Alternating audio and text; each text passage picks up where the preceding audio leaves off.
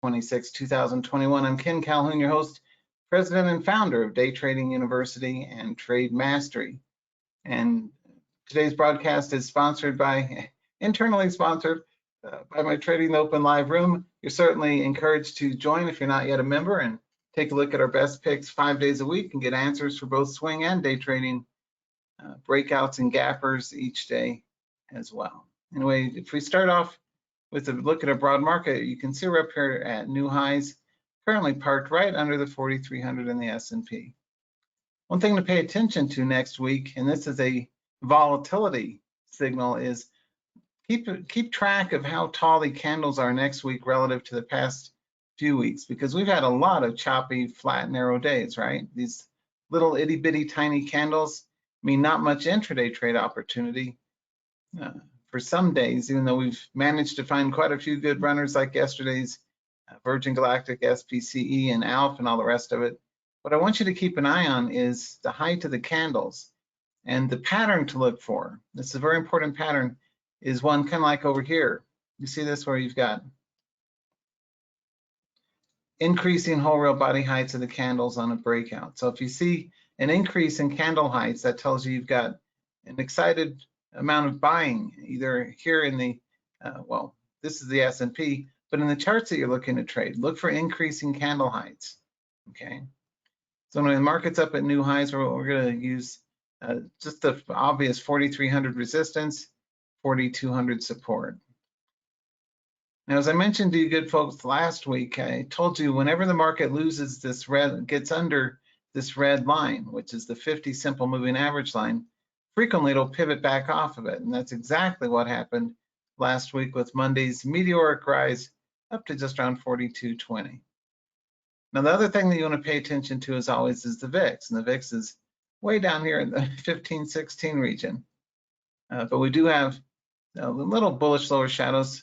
Again, 18 and 20 are key breakout region areas for the VIX. If the VIX stays, it's an inverse instrument. So as long as the VIX stays down here at 15, 16, 17, somewhere south of 18, the rally is likely to continue. But see, this is what happened to the VIX on Monday when the market went up. Now the VIX beatdown has been slowing down, so it may be due for a pivot, which means the market may pull back. So what I want you to keep an eye on is the VIX next week, especially on a daily basis, if it recovers 18 and eventually 20. All right, well, let's take a look at some hot charts, right? Anyone out there trading Smith & Wesson?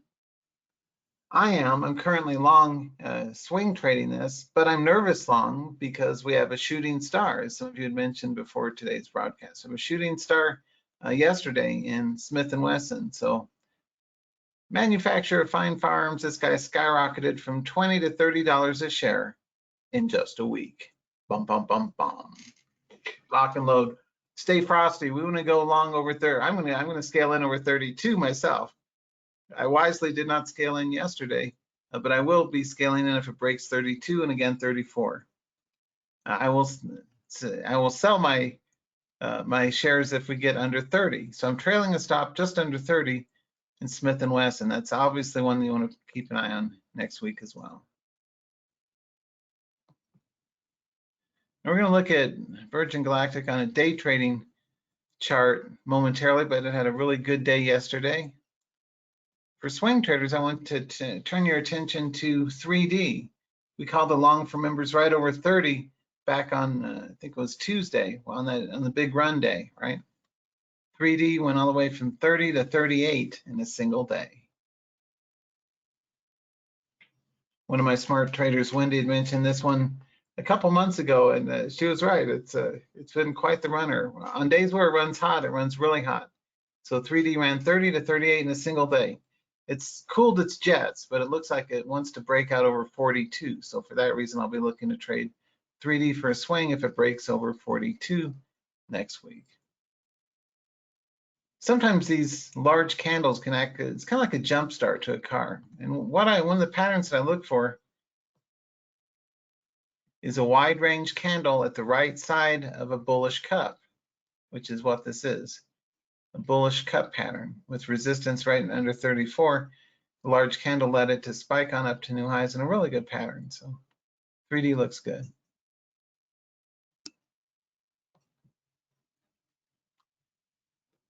Big picture also, infrastructure spending under Biden is likely to increase. So you do want to keep an eye on not only return to normalcy related stocks like MGM had been strong lately, casino stock, but your airlines and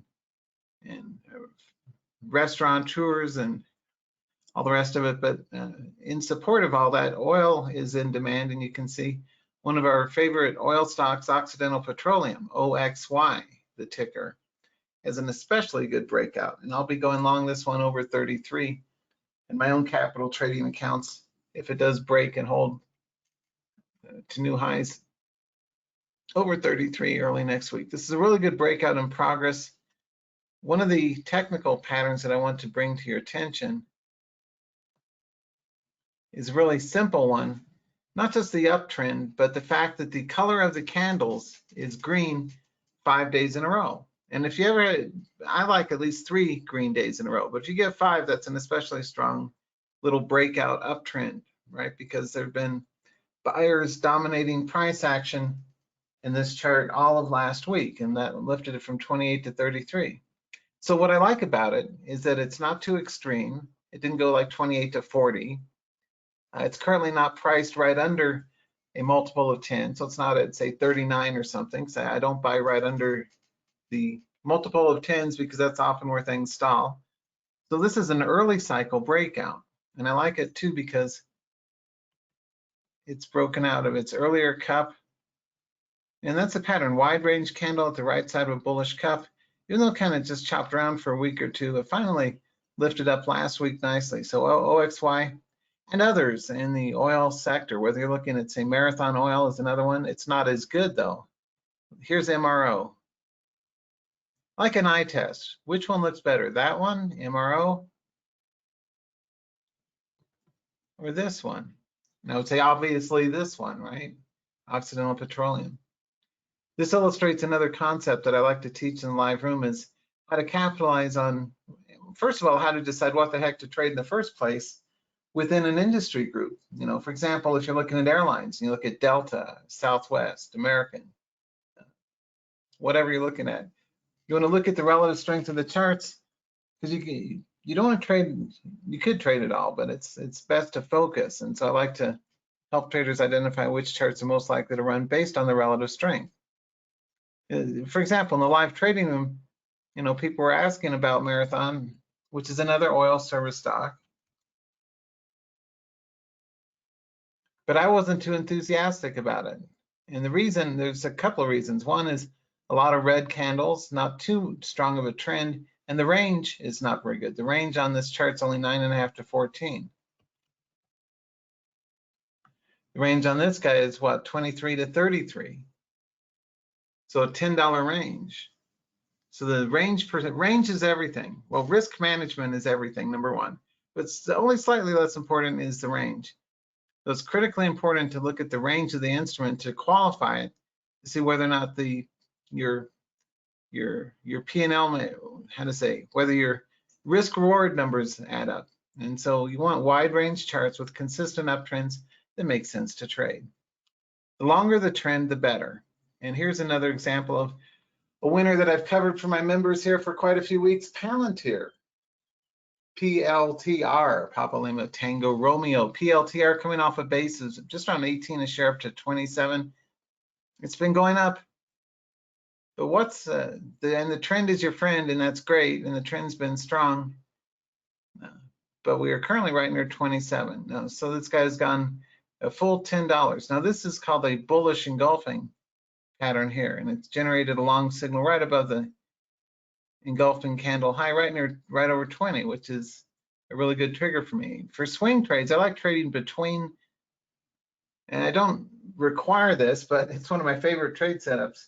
Just like trading within a whole number for day trade, I like trading within decade values, meaning just above the multiple of 10. So I like to buy 21, 22, sell 28, 29.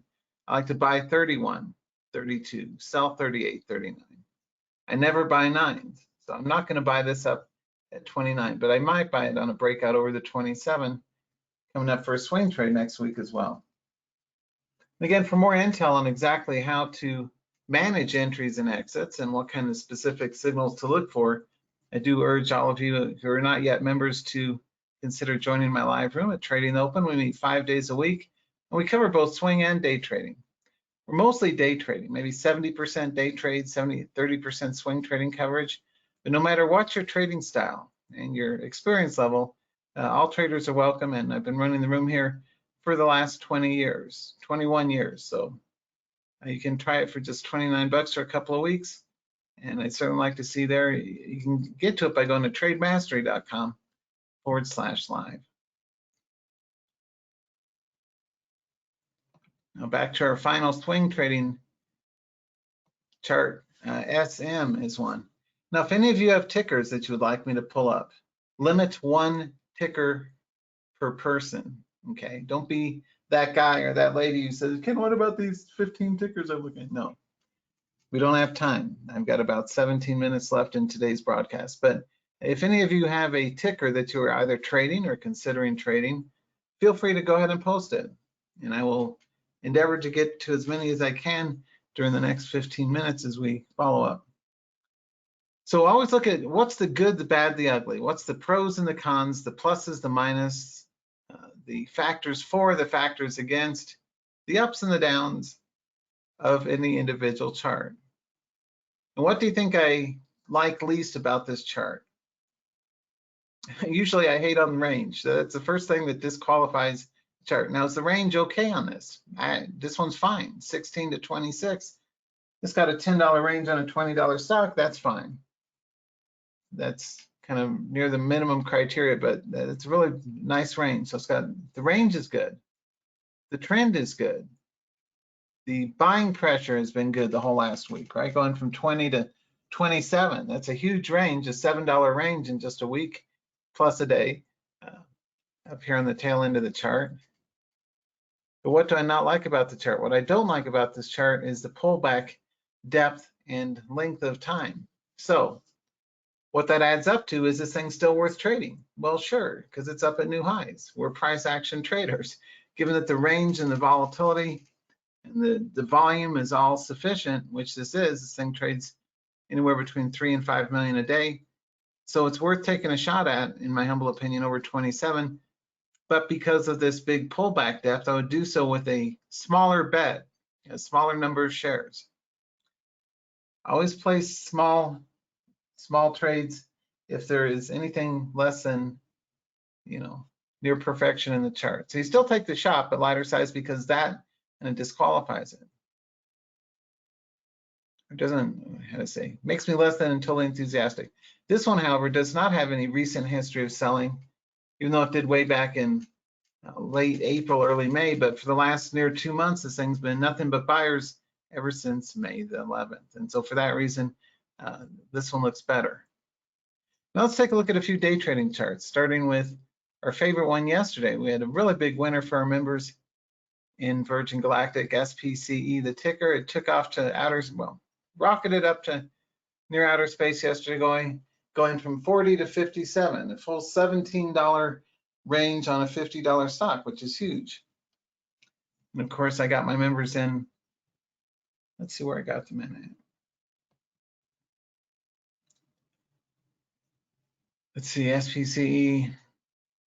Yeah, this was my top pick of the day pre-market because of the size of the range, the buyers pre-market, and I called the long for members here at 47.40. That's exactly where I called the long. It was right near 47, right at 40. When it was down here, I said we go long if it gets over 47.40 on a pivot. The reason I called the pivot was because I noticed at the time for our members it was pivoting off of the 46 whole number. Now I thought 46.40 would be a little too soon. Might be a dead cat bounce, or given the magnitude of the drop here, full $3 from 49 to 46. I wanted to see it get some legs, get some strength before going long. So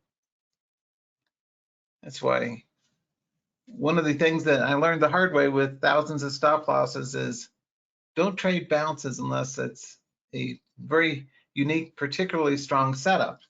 And there's some very good setups that I teach in the live room, but this was one of them. And I said to go long at 47.40, and the rest is history. I ran up a full, $9 from that, from 47 to 56. So really good run. Members are thrilled with that one. That was a good one. We covered quite a few others as well. Nike was kind of disappointing. That one didn't do too much. My other favorite chart from yesterday, not to be confused with the cartoon dog of the same name, Alf. And this was a really good example of a winning call for a chart that moved up over the previous day's high. It's a smart idea, especially when you're writing your whole number, to go in right above the whole number.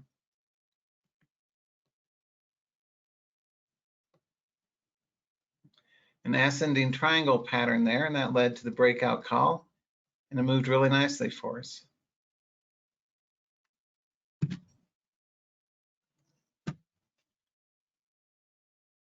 This is called an ascending triangle, a high volume breakout, and this guy ran from 14 to 20. Now again, this is illustrates another good example of why buying nines is a really dumb idea. You sell nines. Anything this illustrates, this would be good for exiting a swing trade or for the day trade exit. You sell things with nines in them. Does everyone see that? Buying something with a 9 is usually the wrong strategy, because that's where people like me are selling, right? I tell the world to sell the nines. So if you're in from a price under, on the way up, if you've gotten in over the 14 or the 15 or even the 16 or the 17 or whatever, ran all the way up to 20 before pulling back. By the way, this is also called a mean reversion pullback pattern in yesterday's chart. That's where, by mean reversion, it just means it runs up and it reverts back to, or pulls back down to, the X bar, the average or the mean. And that's called the mean reversion. Usually what you'll see is a big directional breakout, the reversal back to the 50% region, and then the little bounce. Now, if that mean reversion occurs early in the day, it's good for a swing trading entry. If it occurs late in the day, it's not. And that was exactly the right thing here. I mean, it did move a little bit, a point or so, but anyway, this is a mean reversion pivot pattern. 1, 2, 3 wave. Wave 1, breakout level 1. Wave 2, the pullback to the middle, and then wave 3 on the way up. And so that's when it went all the way from 12 to 20, pull back to the 16 and bounced. A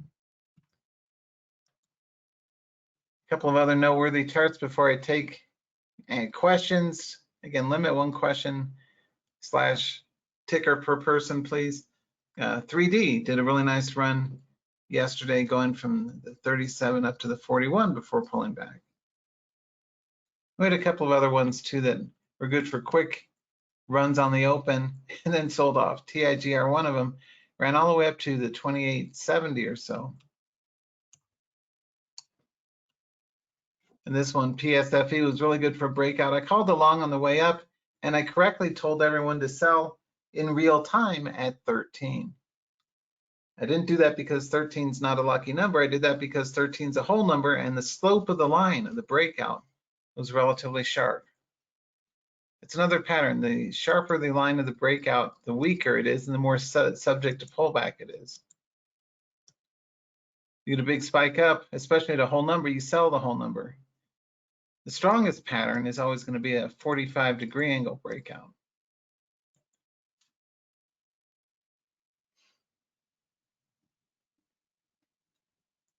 So anyway, that was a good breakout run. This illustrates another concept too, and that is selling right under whole numbers. And this is one that we cover daily in the live room, and you're certainly welcome to join us in the live room if you'd like to give it a try. If you do play a breakout like this, like we called it for our members yesterday, right over the 12, and it ran all the way up, as it's skyrocketing up, you sell into the whole number. You don't screw around and wait too long for it. Now this gave us plenty, 5 or 6, 7 minutes to trade it up near 13, so plenty, more than enough time to exit up there. It wasn't a split-second lickety-split decision that needed to be made, but it was an intelligent decision that needed to be made. And I want you to make intelligent trading decisions. I want each of you to make money trading. I want each of you to be more successful than not. I want that for everybody to You know, there's so much money out there in the markets to be made or lost. We want to understand the patterns that lead to winning trades, and importantly, where to exit. I spend a lot of time in the live room on exits. I was talking with a colleague of mine yesterday on the phone about that. The exits are everything. The entries are important, but the exits of your trades are more important. Because think about it. Let's say you'd bought 1240, or my point is, it wouldn't matter if you'd bought 1240 or 50 or 1260 or 1270. It all would have been a winning trade had you sold up near 13 where I said to sell. That's the more important thing, was the selling at 1290 right near 13 exit call. And so I walk traders step by step through entries and exits. So there's no doubt in terms of, and no ambiguity in terms of how to make trade setups for both entries and exits. But your exits are critical.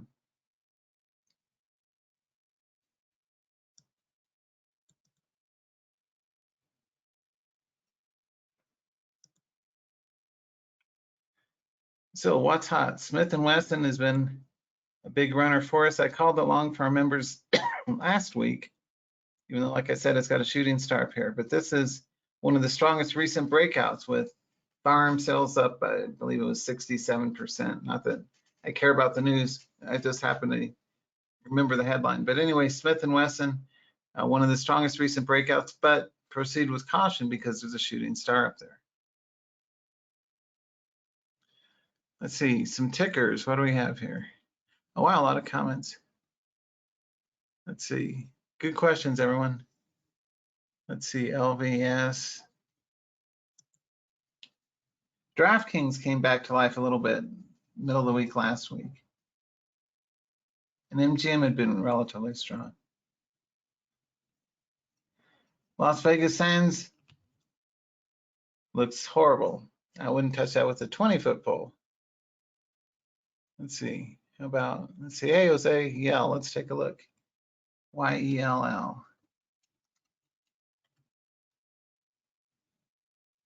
Horrible chart. So you want to trade charts that look like this, or this, or this, or this, or this. See, things that are going up are a lot easier than things that are going sideways. So does anyone have uptrending? Let me make that caveat. Not just any chart, but preferably a chart that's showing evidence of more buyers and sellers, which is something we should be trading, right? Let's see. Hey, Amy. Let's see. JD. Let's take a look. Again, not trading recommendations. This is just my own personal take on whether or not what I would do. Oh, that's a horrible chart. It's got virtually no range for $70 a share, and it's only giving you $10 of range, and it's a crappy downtrend. Why on earth? See, that's why traders don't make money, is because you guys are trading jacked up charts. You got to trade stuff that looks like that, all right? Or that. It's like an eye test. I'd say that with complete friendliness and compassion and professionalism, but it's kind of like asking, you know, there's a lot of analogies, but the point is, pick charts that are going up. You'll probably do better. Someone's asking about Roku, R-O-K-U. Yeah, that guy's going up, and the range is good. That one I like, okay? It's not great, but it's good. It's better than the other one so far. And I like this, the 5 green candles in a row. That's really strong on a breakout run. And I like the fact that it broke the century value over the 400. So that one looks good. Even though it's slowed, it's cooled its jets Thursday and Friday. I would sell it if, again, not a trade recommendation, but I'd use 420 support to sell if I was currently long, and I'd use 440 as an entry if I wasn't in it yet, which I'm not trading this thing myself, but I would wait for a breakout north of 440. Yeah, Roku's an uptrend. Now, I don't trade $400 stocks, but if I did, that one is okay. I'd give it maybe a B minus, maybe a C on the chart. Someone's asking about this guy. Well, that's a good chart. That's good. I think I'll give, who posted that one? CPE. Bill, I'd give Bill the award for the best chart pick of the day. That's the best one any of you guys have come up with so far, because it's going up, all right? And the range is tradable, right? It's great. It's a mid 30s to 60. That's a great range. Great trend, excellent chart. Bill gets a gold star. What else we got going on? Let's see, question, how do I choose my stocks? Very carefully. Bada bing. Let's see what else. NSA. That's why people join my services, so that I do the scanning. And we do it as a team, actually, but we do the heavy lifting. Wow, that's a perfect chart. I love that chart. That's the best looking chart of the day. That's a wonderful chart. I have absolutely no objection to this chart, and I will trade that myself over 52. That one's going to go in my portfolio box here. NSA. What a chart. What I like about this chart is it illustrates one of the many concepts that I've taught tens of thousands of the world's active traders, which is trading a clean, focused chart, much better than choppy charts. So, hey, John, let's see. I just saw your tickers there. So that one's an A+ chart. That one's a go.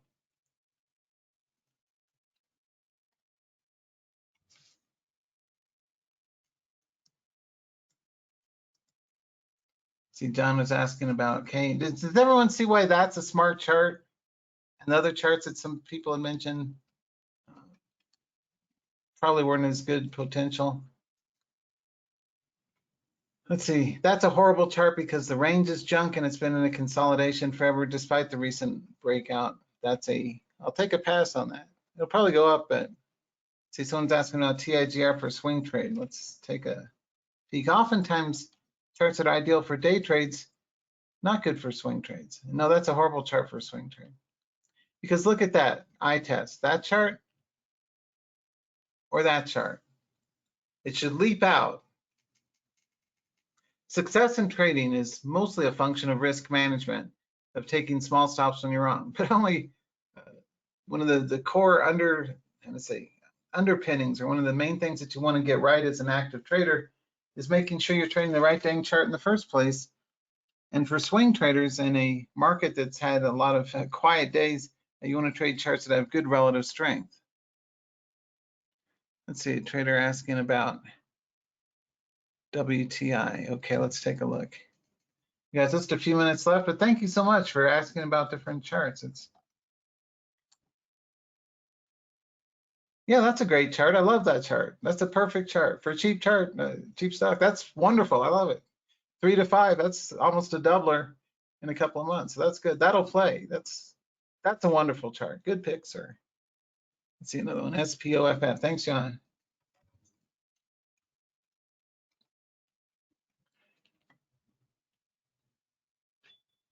Yeah, that one's brilliant too. I love that chart. I would give that one an A as well if I were to rate them. That's an A chart. That's an A chart. That's an A++ chart.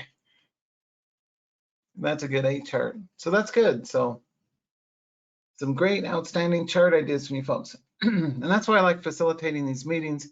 And also I like meeting in the live room, because traders pull up charts that are great as a team. And instead of just looking at stuff once a week here on the Saturday, we look at things daily. So you get updated entries and exits, and also specific trade management strategies, chart patterns explained, and a lot of people to share ideas with. So if you're not yet a live trading room member, do join. We meet with GoToWebinar 5 days a week.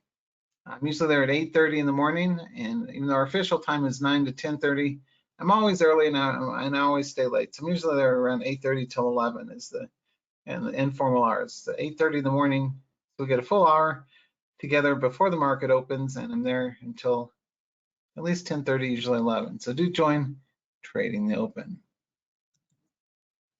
But yeah, these are some outstanding charts with a special mention of excellence for this NSA chart. That's a brilliant chart. I mean, how to say, other than the one time that it gapped down, it's been a very great chart all the way up, right? So there was a problematic gap down, but the trading life of this chart the last couple of months has been echo stop. Echo, what time is it? Echo, what time is it? The time is 10:30 a.m. Thank you. Anyway, kind of like Siri, Amazon style. Anyway, this is a perfect chart because how to say, when evaluating a chart for tradability, one of the core things that I ask myself before I put on a trade is, if I had gone back in time, would it have followed the rules that I set for my own trades? For example, trading within strong breakout patterns. Would it have been easy to trade without getting stopped out? And could I have scaled into it without being shaken out? And if the answer to those burning questions is yes, then it's a go. So that's a really good chart as well. And for cheapies, those two are really good. For cheap charts, those are ideal. They're excellent charts. So, well, 20 odd years I've been trading.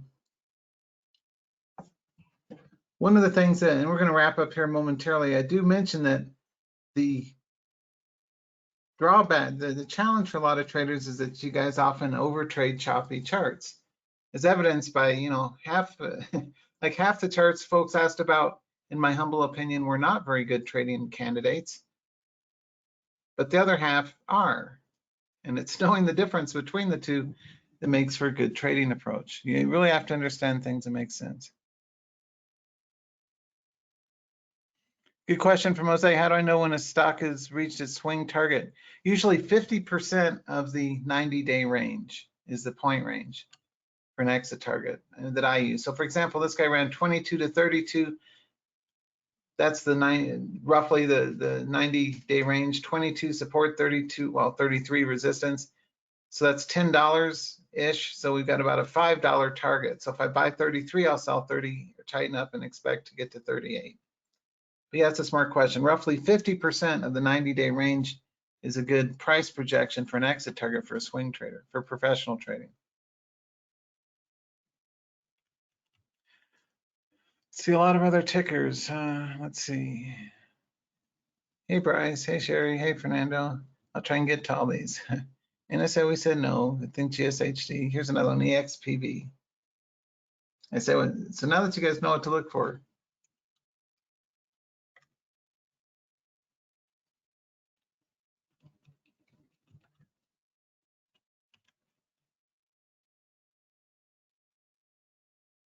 Please ask about tickers that are actually real tickers. Thank you.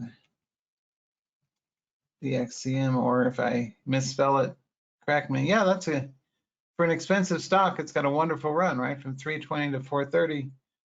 It's got a bearish engulfing up there, so it's an obvious sell here, especially if it gets under. I would use 420 as support, 440 as resistance. But this is a bearish engulfing at a prior high, so that's a sell signal, which was generated on Friday. So this would be a good place to lock in a profit if you're currently long. I wouldn't play long with it until it gets up here. Delta X-ray Charlie Mike. Other tickers, let's see. Hey, Polly Den, let's take a look. We're gonna wrap up here in just a minute, but I wanted to thank all of you for spending a little bit of your Saturday with me, getting some ideas for trading. And yeah, perfect chart, I love it. That's a wonderful chart. Charts that are eminently tradable should just leap out, kind of leap off the page, like words that jump off the page at you, like, hey, that's a great chart. Looks like it'll keep going up until it doesn't. And that's why you start off small in case you happen to buy what turns out to be the intermediate high. It doesn't cost you much on a pullback or a reversal because you started small. I start all my swing trades with less than $1,000 of shares. So that might be 30 shares of a $30 stock or 50 shares of a $20 stock. I like to start off under $1,000 worth of capital, but I'm always in at least a couple dozen positions, and then I scale into the ones that work out. But yeah, these are some outstanding charts, folks. Thank you so much for being here. That's all the time we've got for today's live broadcast. But your guys' picks are as good or even better than mine, so I appreciate that. A lot of smart people here in the house. That's why I'm profoundly grateful to all of you for working with me, and certainly appreciate your considering working with me in the live room, and wanted to wish you the best. So those are some ideas for next week from from me and from you. Smith & Wesson, Virgin Galactic, 3D, Occidental Petroleum, Palantir, SM, and then those 5 tickers that you good folks posted. So thanks for being here, and I will see y'all next time, and hopefully in the live room. To get to the page for that, again, it's trademastery.com/live, and you just click here for PayPal, and you're good to go. Thanks for being here. And hey, thanks, Bryce. Hey, you too, Jose. Thanks, Tim. Hey, Wendy, Polly. Hey. Hey, Dave. Let's see. A question from Dave: how do I exit these great charts? I start scaling out at 2-day lows. I feed the winners, I starve the losers. So if something breaks down under the aggregate 2-day low, say both today and yesterday, gets underneath 2 days worth of price action, I start scaling out relatively aggressively. That's how I trail stops on my positions. And I scale in if it takes out a 2-day high. And for swing trades, there's some other rules to follow in terms of safeguards to hopefully keep you out of trouble and avoid false breakouts, and also avoid scaling in too soon or too late. Position sizing or adding to winning trades is a core skill that I like to teach, and I teach how to do that in the live room for day and swing trades. So thanks so much for being here. Do join the room. I'll see you guys hopefully on Monday. So take care and have an outstanding weekend and a trading week ahead, hopefully successfully, as we look for new breakouts in our charts coming up next week. See you next time. Bye for now.